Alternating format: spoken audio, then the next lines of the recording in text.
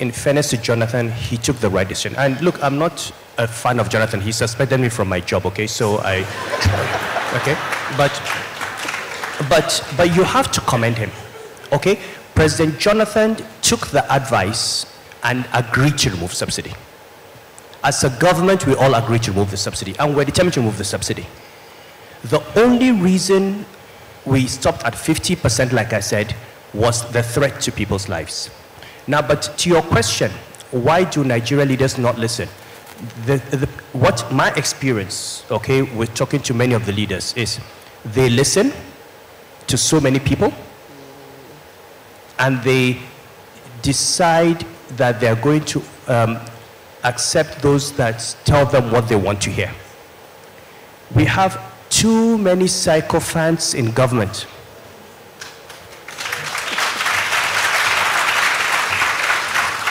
Look, you need to say, when I got to, you sit in a meeting and the president is there and people are speaking and the first thing they say is, Mr. President, I would like to thank you for your leadership to this country.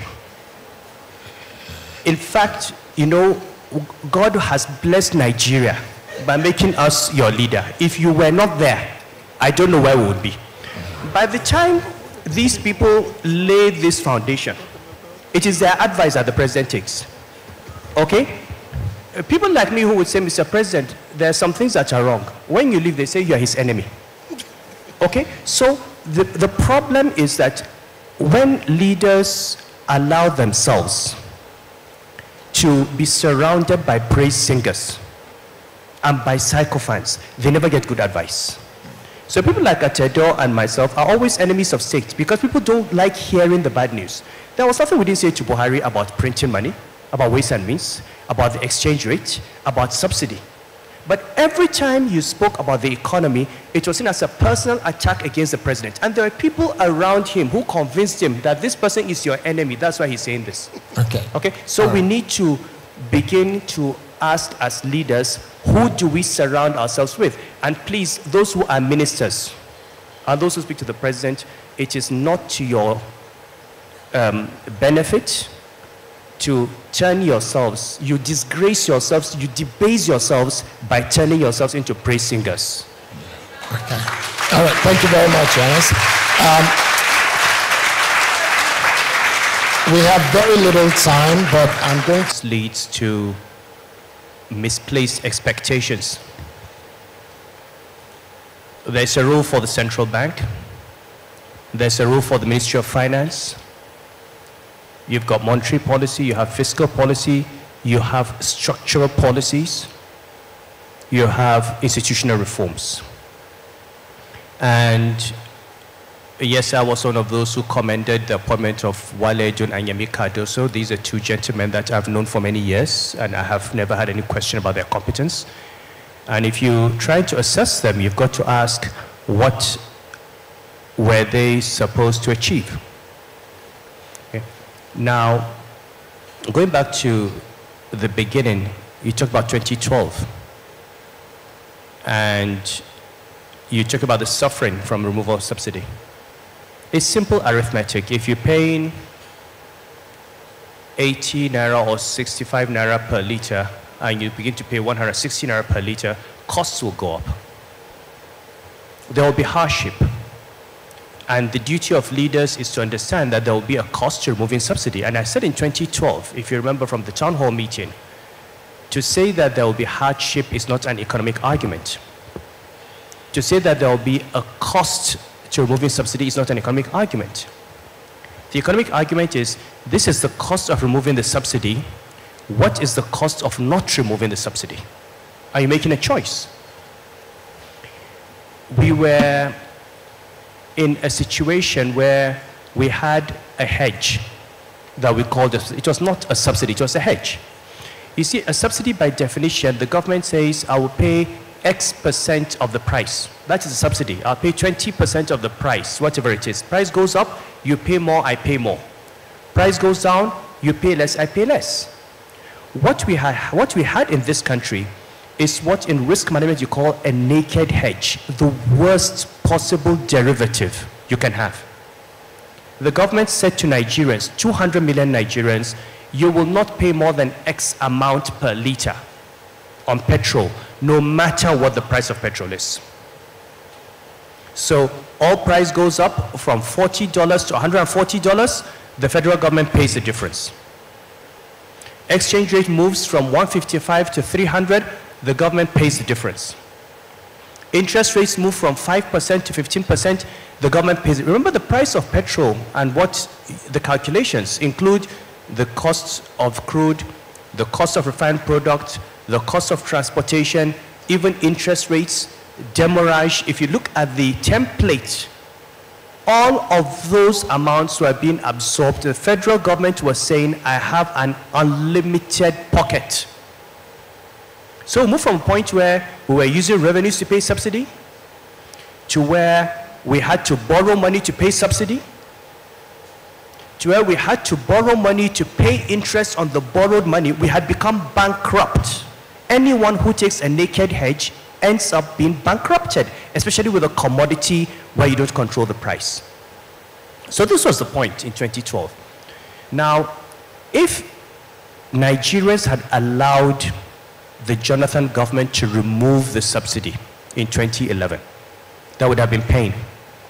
But that pain would have been a very, very tiny fraction of what we are facing today. This is the cost of delay.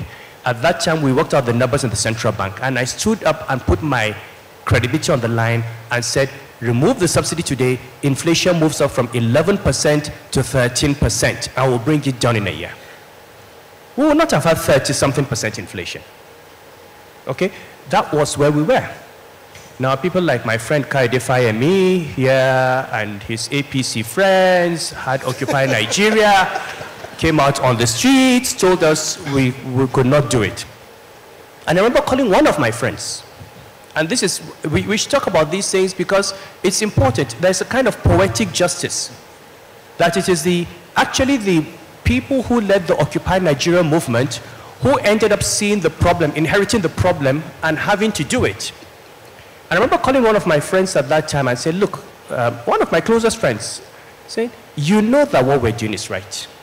He said, yes, I know. I said, why? He said, well, I'm in opposition. My job is to make the government look bad. You know, you are the governor of central bank, you go and defend your government. Just politics. And you know, the only reason the government compromised at that time, maybe we should know this, the only reason the government compromised and did 50% not 100% was Boko Haram. Because there were thousands of Nigerians on the streets in Lagos and Kano and Kaduna and all that. At the time when we had suicide bombers in the country. And there was a fear. If one day one of these suicide bombers goes to these Nigerians and explodes the bomb and you have 200 corpses, it will no longer be about subsidy. So you have to give President Jonathan the credit. He was determined to do it, but at the end of the day, the compromise was made, okay, to save Nigerian lives. Now, what has the central bank achieved? Central bank's role is to provide stability. The central bank does not deliver growth. It does not deliver employment. It provides an environment that is conducive to growth. Okay? Now, and the central bank has achieved it. You don't want inflation moving from 10% to 15% to 20% to 25% because, as I said a few weeks ago at NESG, Nigerians don't realize that we were on the brink of hyperinflation. Beyond a certain rate of inflation, it becomes runaway inflation. You can't control it. You'd buy rice in the morning. By the time you come at 12 noon, the price has changed. By 4 p.m., it has changed. This is what happened in Zimbabwe. It happened in Venezuela. It happened in Argentina. We were heading for Nigeria. We were printing money like there was no tomorrow. We're heading for Nigeria. We're heading in the direction of Zimbabwe under Mugabe or Uganda under Idi Amin. So inflation has been reined in. The runaway devaluation has been stopped. Yes, we're at 1,400. Nobody wants an naira at 1,400. But it's better to know that it will be 1,400 for the next 6 months, 8 months, 10 years, than to think It's 1,400 today, 2,000 tomorrow, 2,500, which is really, so the central bank's job is not to give you a strong naira. The central bank's job is not to give you low prices. The central bank's job is to reduce the volatility in the price level. And so when you assess the central bank, you've got to say, what has it done? Have you reduced volatility inflation? Have you brought it down? We're going to bring it down to single digit on your way. There's still a long way to go. Okay, I would like to see inflation come down to under 10%. It will take time, but in terms of stopping it from running away to us, exchange rate volatility has been reduced. Now on the fiscal side, and we talk about tax reforms, those reforms, the Tax Act only takes off next year. So we must remember that before the tax reforms have kicked in, we have increased government revenues. We have brought down debt service ratios from 100 and something percent to about 40%. Okay, so on the revenue side, you've got to give the finance ministry credit for what it's done. Now, is there more to do? Yes.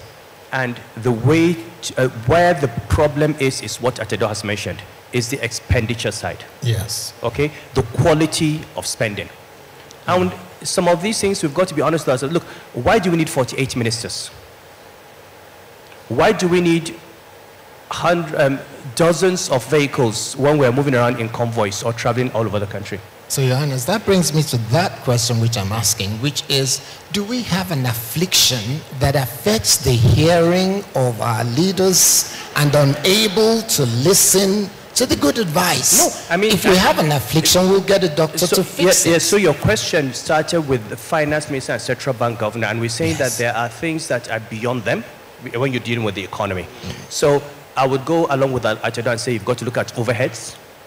You've got to look at things like your contract processing, procurement process, okay? There's still questions about inflated contracts. There are questions about transparency. There are questions, all this money is coming into the federal, and this at federal, state, and local level, there are serious questions about how the money that is being raised is being used. And the arithmetic is simple. If you stop paying subsidy, why are we still borrowing more? Because if you've filled a hole, we should have the revenue to fund expenditure. But we fill in one hole and dig in a bigger hole. So this government needs to look at institutions. It needs to look at the quality of spending. It needs to understand that if you keep making more money and keep blowing it away, you're going to undo what you have done. But apart from that, I think a lot of good has been done, okay? But we still have to look at what needs to. Okay, I would ask this question, Your Royal Highness, one more time, and I hope I get a straight answer to it. Nigerian leaders, from as long as I can remember since I've been in this country, they seem to not be listening to wise counsel. Even the man that you said was President Jonathan at the time had the good counsel to say, no matter what happens with Boko Haram and the rest of them, this is wise counsel, not just from the then SLS governor of CBN, from a great mind like Ngozi Okonjo-Iweala. Everybody said this is the right thing. In fact, I remember you mentioned on Channels Television, where I was the GM then, that we're on the precipice, about to fall. You said it. So why will that president not take the right action, and then the one after, and now the one that is there now, knowing what the answers are from the experts, the likes of Wale and the likes of Yomi Cardoso and all the other brilliant minds that are working with him? Why are they not doing it?